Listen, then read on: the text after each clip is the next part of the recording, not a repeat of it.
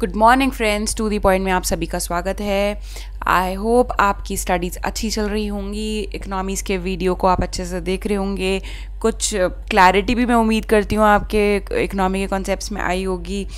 तो इसी उम्मीद के साथ आज का टॉपिक स्टार्ट करते हैं। तो आज हम पढ़ेंगे बेसल नॉर्म्स के बारे में, और ये जो नॉर्म्स हैं ये बैंकिंग रेगुलेशन से रिलेटेड है। बैंक्स को रेगुलेट करते हैं ये नॉर्म्स।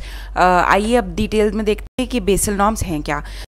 तो सबसे पहले तो हम ये पता करेंगे कि बेसल क्या है। बेसल एक सिटी है जो कि स्विट्ज़रलैंड में है, और वहाँ पे एक कमेटी है जिसका नाम है basal committee of banking supervision. और अब ये Basel committee of banking supervision क्या है ये नेक्स्ट स्लाइड में देखेंगे, पर पहले हम देखते हैं बेसल नॉर्म्स क्या है और किस बारे में बात करते हैं। बेसल नॉर्म्स और Basel accords are the international banking regulations issued by the Basel committee on banking supervision, जो कि हम नेक्स्ट स्लाइड में पढ़ेंगे। It is an effort to coordinate banking regulations across the globe with the globe of strengthening the international banking system. ये जो Basel norms बनाए गए थे BCBS के द्वारा, जो कि basal committee of banking supervision है, वो इसलिए बनाए गए थे ताकि जो इंटरनेशनली जो बैंक्स हैं हर जगह, वो बैंकिंग सिस्टम को और स्ट्रेंथन किया जा सके। क्योंकि फ्रेंड्स बहुत बार ऐसा होता है कि बैंक्स लोन देती है उसको रिकवर नहीं कर पाती, जिसकी वजह से उनकी कैपिटल में कमी हो जाती है, कैपिटल डिक्रीज हो जाती है। तो ऐसी सिचुएशन ना हो और बैंक्स प्रॉपर रिजर्व्स बना के रखे ऐसे लोन्स के लिए जो रिकवर नहीं होते, इससे रिलेटेड ये बेसल नॉर्म्स निकाले गए थे, और अभी हम इनके बारे में डिटेल में पढ़ लेते हैं। So it is the set of agreement by the Basel committee of banking supervision which focuses on the risk to banks and the financial system. तो ओवरऑल जो मकसद था, ऑब्जेक्टिव था बेसल नॉर्म्स को निकालने का, वो ये था कि बैंकिंग सिस्टम को स्ट्रेंथन किया जा सके और मजबूत किया जा सके। अब Basel committee on banking supervision क्या है। तो जो ये Basel committee on banking supervision है, इसको हम BCBSP बोलते हैं। वो establish in 1974 by the governors of central banks belonging to the group of 10 countries. तो फ्रेंड्स जो G10 कंट्रीज़ हैं उसके गवर्नर्स की मीटिंग हुआ करती थी कहाँ पे, बेसल जो शहर है स्विट्ज़रलैंड का, वहाँ पे। अब ये जो गवर्नर्स थे इन्होंने मिलकर डिसाइड किया कि हमें एक कमेटी बनानी चाहिए जिसको हम बोलेंगे basal committee on banking supervision. और इनको क्यों ऐसा लगा कि बनानी चाहिए, क्योंकि फाइनेंशियल मार्केट में बहुत बार अप्स एंड डाउन्स आते हैं, जिसकी वजह से सफ़र कौन करता है, बैंक्स। और बैंक सफ़र करते हैं तो इकोनॉमी सफ़र करती है। तो ऐसी सिचुएशन ना हो, बैंकिंग सिस्टम बहुत मजबूत हो, तो इसलिए इन्होंने डिसाइड किया कि ये जो कमेटी है ये कुछ ऐसे नॉर्म्स निकालेगी जिनको बैंक्स को फॉलो करना होगा, और वो जो हमारे बैंकिंग सिस्टम को और मजबूत बनाने में हेल्प करेगी। This was in response to the disruptions in financial markets. The objective of committee is to strengthen the regulation, supervision and banking practices globally. तो इसका ऑब्जेक्टिव भी हम देख चुके हैं कि क्या है, हमें स्ट्रेंथन करनी है रेगुलेशंस, सुपरविजन्स और बैंकिंग प्रैक्टिसेस ग्लोबल लेवल पे। किसी कंट्री या जो G10 कंट्रीज़ हैं उनमें नहीं, बल्कि ग्लोबल या विश्व स्तरीय लेवल पे। The committee was expanded in 2009 to 27 jurisdiction. पहले कितने कंट्रीज़ इन्वॉल्व थे इसमें, 10, फिर बाद में 2009 में 27 जुरिसडिक्शंस, मतलब 27 कंट्रीज़ इसका पार्ट बन गए, और इंडिया भी उसको इसमें इंक्लूड किया गया।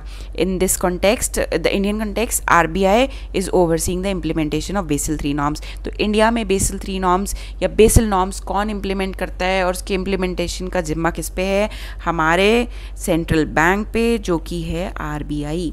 अब चलते हैं नेक्स्ट, जिसमें बात किया गया है टाइम लाइन ऑफ इम्प्लीमेंटेशन। तो फ्रेंड्स ऐसा है कि बेसल जो नॉर्म्स आए, सबसे पहले फर्स्ट नॉर्म्स आए, और वो कब पब्लिश किए गए, 1998 में। फिर उसके बाद आए बेसल 2 नॉर्म्स, और फिर 3 आए। तो फ्रेंड्स इनका टाइमलाइन क्या था इम्प्लीमेंटेशन का, ये देखते हैं। तो फ्रेंड्स हम बेसल 1 और 2 के बारे में ज़्यादा डिटेल में बात नहीं करेंगे, 3 के बारे में बात करेंगे। क्योंकि अभी वही रेगुलेशन में और अभी पिक्चर में है। तो जो बेसल 3 नॉर्म्स है वो कब पब्लिश किए गए थे, 2010 में करे गए थे। क्यों लगा कि बेसल 2 से 3 पे जाना चाहिए, क्योंकि 2008 में फाइनेंशियल क्राइसिस हुए थे, और वो कौन से हुए थे, जो अमेरिका या US के सब प्राइम लेंडिंग क्राइसिस हुए थे, वो हुए। उसके बाद जो ये कमेटी है इनको लगा कि हमें जो बैंकिंग सिस्टम है उसको और ज़्यादा स्ट्रॉन्ग करना चाहिए, हमें और ज़्यादा कैपिटल रिक्वायरमेंट बढ़ानी चाहिए, ताकि जो हम अपने बैंकिंग सिस्टम को स्ट्रेंथन कर सके। So after 2008 crisis a need was felt to further strengthen the banking system in develop countries where banks were under capitalize कम थे, मतलब उनके पास कम कैपिटल थी, उसके कंपैरिजन में वो लोन बहुत ज़्यादा दे रहे थे, इसलिए लगा कि बैंकिंग सिस्टम को और मजबूत करना चाहिए। ओवर लीवरेज थे, मतलब बहुत ज़्यादा लोन ले रखा था जितनी उनकी कैपेसिटी थी उससे ज़्यादा, and had a greater reliance on short term funding. तो क्या कर रहे थे बैंक्स उस time friends, short term loan लेके, मतलब शॉर्ट टर्म डिपॉजिट्स लेके या लोन्स लेके लॉन्ग टर्म के लिए लोन दे रहे थे। तो क्या हो रहा था, कैश का मिसमैच हो रहा था। भाई क्यों, फंड्स तो लॉन्ग शॉर्ट टर्म के लिए अवेलेबल है, लेकिन आपने उसको मार्केट में क्यों डिस्ट्रीब्यूट कर रखा है, किस पर्पज़ से, लॉन्ग टर्म पर्पज़ के लिए। तो इससे क्या हो रहा था, फंड्स का मिसमैच हो रहा था, जिस वजह से ये क्राइसिस हुए। The guidelines aim to promote a more resilient banking system by focusing on 4 vital banking parameters, that is capital, leverage, funding and liquidity. इन 4 पैरामीटर्स पे ज़्यादा फोकस देने की बात करी गई बेसल 3 नॉर्म्स में। तो आप देखते हैं कि नेक्स्ट स्लाइड में बेसल 3 के जो 3 पिलर्स हैं उनको डिस्क्राइब किया गया है, और वो 3 पिलर्स क्या हैं। फर्स्ट है enhanced minimum capital and liquidity requirements. Pillar 2 है enhanced supervisory review process for firm wide risk management and capital planning, and third pillar है enhanced risk disclosure and market discipline. ये 3 आधार हैं या 3 स्तंभ हैं बेसल 3 नॉर्म्स के, जो कि फॉलो करने को बोला गया बैंक्स को, उन कंट्रीज़ के बैंक्स को जो इसके मेंबर है, जो कि 27 ज्यूरिडिक्शन, इनके बारे में हमने बात करी थी। अब एक पिलर को फटाफट से देख लेते हैं कि क्या इनका मतलब और ये क्या कहते हैं। सो फ्रेंड्स, जो फर्स्ट पिलर है जिसमें बोला गया है कि enhance minimum capital and liquidity requirements, तो बैंक्स को ये इंस्ट्रक्ट किया गया जो उनकी मिनिमम कैपिटल रिक्वायरमेंट है उसको उनको बढ़ाना होगा, सो दैट जो टोटल रिस्क है, जो टोटल, अब रिस्क किस तरीके के होते हैं बैंक से रिलेटेड, एक तो होता है फ्रेंड क्रेडिट रिस्क, फिर होता है एक मार्केट रिस्क, और दूसरा होता है ऑपरेशनल रिस्क। तो हमें इतनी, या बैंक्स को इतनी मिनिमम कैपिटल मेंटेन करनी है ताकि वो इन तीनों जो रिस्क हैं उनको अच्छे से कवर कर पाएँ। कभी भी ये रिस्क अराइज होएं या बैंक को फेस करना पड़े तो प्रॉब्लम ना आए, शॉक्स फेस ना करने पड़े बैंक्स को, इन्वेस्टर्स का जो इंटरेस्ट है या जो कॉन्फिडेंस है वो लूज़ ना हो। तो इस तरीके से कैपिटल मेंटेन करते हुए चलना है, और लिक्विडिटी रिक्वायरमेंट्स को भी बढ़ा दिया गया बेसल 3 नॉर्म्स के अंडर। फिर होता है जो पिलर 2 है जिसमें सुपरवाइजरी रिव्यू की बात करी गई है। इसमें जो बैंक्स को है उनको एडिक्वेट कैपिटल अपनी मेजर करनी है और वो मेंटेन करनी है। इन सब के लिए एक नए प्रोसेस का भी इन्वेंशन किया गया था जिसका नाम है इंटरनल कैपिटल एडिक्वेसी प्रोसेस, जिसको ICAP भी बोला जाता है। हर बैंक को ये प्रोसेस फॉलो करना है, इसको करते हुए उनको ये पता चलेगा कि डिपेंडिंग अपॉन कि हर एक, देखिए हर बैंक की अपनी अपनी रिस्क प्रोफाइल होती है। कुछ शॉर्ट टर्म बेसिस पे लोन देते हैं, कुछ सिर्फ बड़े प्रोजेक्ट्स को फाइनेंस करते हैं। तो इस वजह से हर बैंक की अपनी अपनी एक रिस्क प्रोफाइल हुई। तो उस रिस्क प्रोफाइल को कंसिडर करते हुए उनको अपनी कैपिटल एडिक्वेसी देखनी है कि कितना कैपिटल हमको मेंटेन करना है, इतनी मिनिमम कैपिटल होनी ही चाहिए। क्यों? क्योंकि पहले अगर आप देख रहे थे तो क्या हो रहा था, जो सब प्राइम लेंडिंग क्राइसिस के टाइम ये हुआ था कि जो बैंक्स थे वो अंडर कैपिटलाइज थे, एडिक्वेट कैपिटल नहीं थी। तो इसलिए ये जो पिलर 2 लाया गया कि बैंक्स को एडिक्वेट कैपिटल मेंटेन करनी है, और जिसके लिए जो प्रोसेस फॉलो करेंगे वो होगा internal capital adequacy assessment process.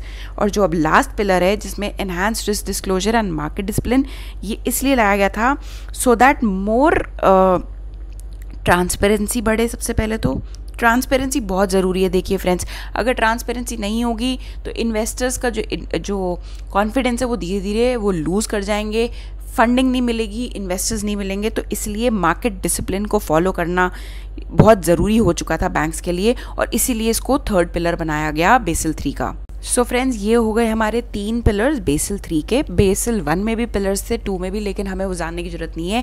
आपको ये 3 नाम याद रखना बहुत ज़रूरी है क्योंकि अक्सर ये एग्ज़ाम में किसी ना किसी तरीके से घुमा फिरा के पूछ लिया होता है।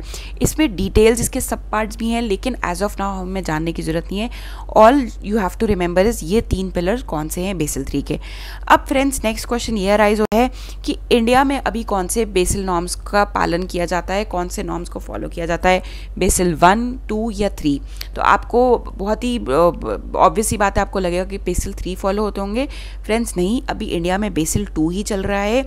बेसल 3 हमने डिसाइड किया था 2017 में कि अब से फॉलो करेंगे। और देखिए, कोई भी जब नया नॉर्म आता है तो ऐसे नहीं है कि आज से बोला कि 3 फॉलो करेंगे तो कल सुबह से वो फॉलो करने लग जाएंगे।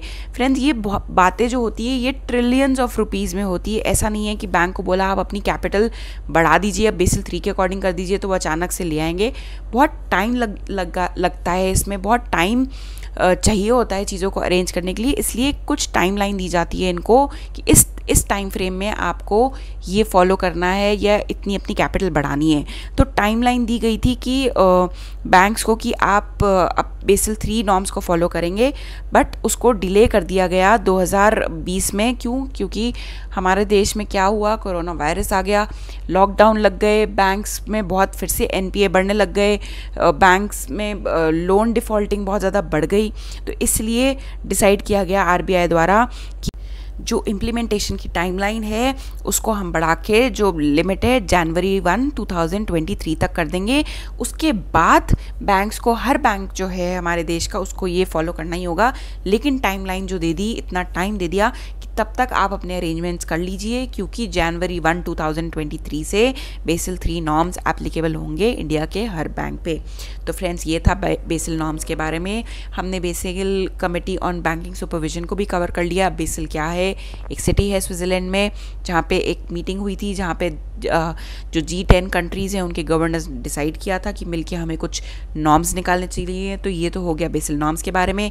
बेसल 1 और 2 हमने कवर नहीं किया क्योंकि अब वो रिडंडेंट हो चुका है। एग्जाम्स में बेसल 3 के बारे में ही ज़्यादातर पूछा जाता है और वो मैंने आपको एक उसका ओवरव्यू दे दिया है। सो फ्रेंड्स, आज के वीडियो के लिए इतना ही। Stay home, stay fit and thank you so much for patience listening.